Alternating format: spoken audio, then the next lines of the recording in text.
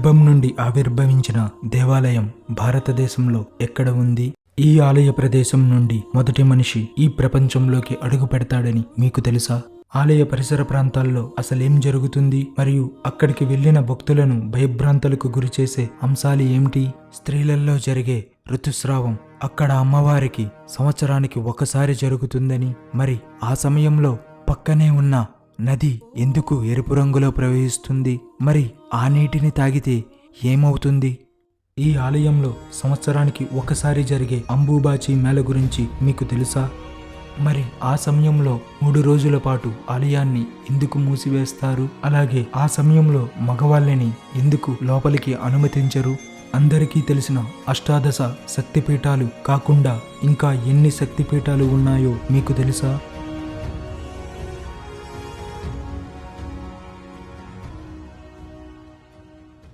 గర్భం నుండి ఆవిర్భవించిన దేవాలయం ఎక్కడ ఉందో తెలుసుకోవడం కన్నా ముందు మనం ఈ దేవాలయం యొక్క స్థల పురాణం తెలుసుకుందాం రండి. బ్రహ్మకుమారుల్లో ఒకరైన దక్షుడికు 60 మంది కుమార్తెలు. వారిలో ఒకరైన దాక్షాయిని అని పిలువబడే 53వ కుమార్తె పేరే సతి. దక్షుడికు ఎంతమంది కుమార్తెలు ఉన్నా 53వ కుమార్తె అయిన సతి మీదే అమితమైన ప్రేమ ఉండేది. సతి కూడా తండ్రి పట్ల అదే ప్రేమ గౌరవం కలిగి ఉండేది. మరియు సతి పరమశివుని భక్తురాలు. పరమశివుని పట్ల అమితమైన భక్తిని కలిగి ఉండేది.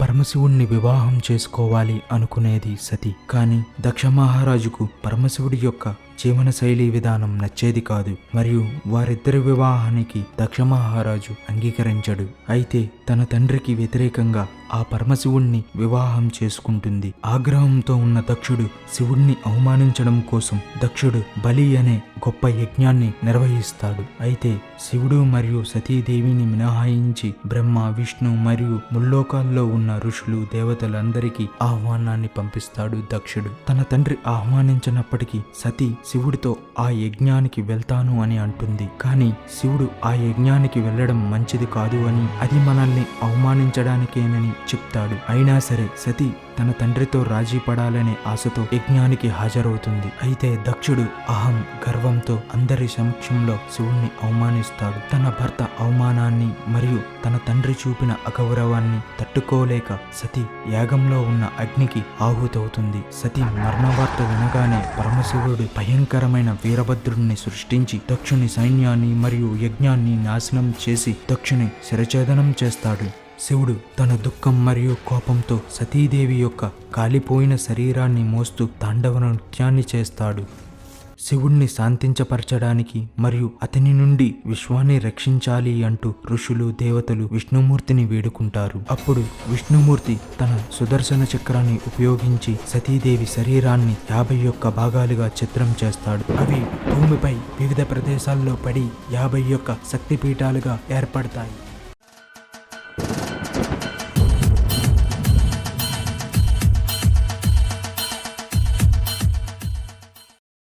ఈ ఆలయం సతీ మరియు శివుడి విషాద కథతో ప్రారంభం అవుతుంది. సతీ 51 శరీర భాగాల్లో ఒకటైన గర్భం మరియు జననేంద్రియాలు అస్సాంలో ఉన్న గౌహతి నీలాచల్ కొండల్లో పడిందని, ఆ గర్భం కామాఖ్య అని పిలువబడే స్త్రీ రూపాన్ని తీసుకుంటుందని, అంతేకాదు శిశువును 9 నెలలు పెంచే ప్రదేశంగాను మరియు దాని నుండి శిశువు ఈ ప్రపంచంలోకి ప్రవేశించి అది ప్రపంచ సృష్టికి కారణమని కూడా కాళికా పురాణంలో చెప్పబడింది. అస్సాం నీలాచల్ లో ఉన్న ఈ కామాఖ్య అమ్మవారు 16 సంవత్సరాల వయసు గల యువ దేవతగా, 12 చేతులు మరియు వివిధ రంగుల 6 తలలతో శక్తివంతమైన దేవతగా కూడా కొలుస్తారు.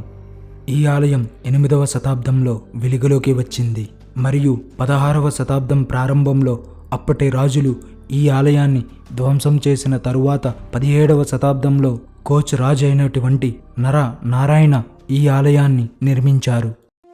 అంబుబాచి మేళ. ఇప్పుడు చెప్పబోయే అంశం తెలియని వాళ్ళకి వింతగా అనిపించవచ్చు. జూన్ నెలలో జరిగే ఈ అంబుబాచి మేళ కామాఖ్య ఆలయంలో జరుపుకునే అతి ముఖ్యమైన పండుగల్లో ఒకటి. ఈ పండుగ దేవత యొక్క వార్షిక ఋతుస్రావాన్ని సూచిస్తుంది. ఇది భూమి యొక్క సంతానోత్పత్తికి ప్రతీక. ఈ కాలంలో ఆలయం 3 రోజుల పాటు మూసివేయబడుతుంది. ఆ సమయంలో మగవారికి అనుమతి నిరాకరించబడుతుంది. మరలా 4వ రోజు ఆలయం చాలా కోలాహలంగా మరియు ఆచారాలతో తిరిగి తెరవ అమ్మవారి అనుగ్రహం కోసం దేశం నలుమూలల నుండి భక్తులు తరలి వస్తారు.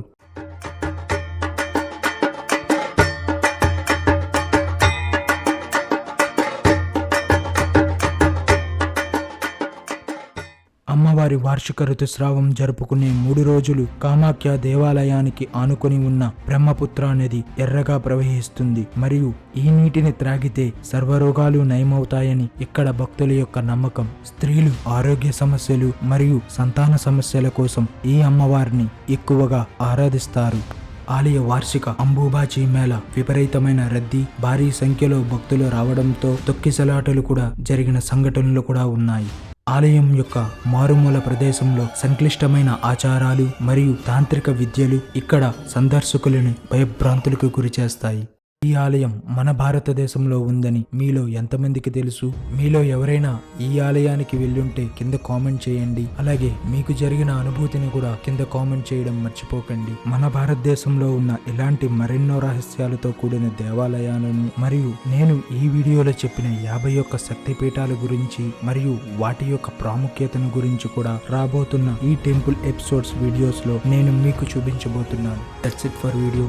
ఈ వీడియో కనుక మీకు నచ్చినట్లయితే please like, share and do subscribe our KMV contents. ఇలాంటి మరిన్ని కొత్త కంటెంట్స్ తో మీ ముందుకు రాబోతున్నాం. అలాగే ఈ వీడియో కనుక మీకు నచ్చిందో లేదో కింద కామెంట్ చేయండి. Signing off. జై హింద్.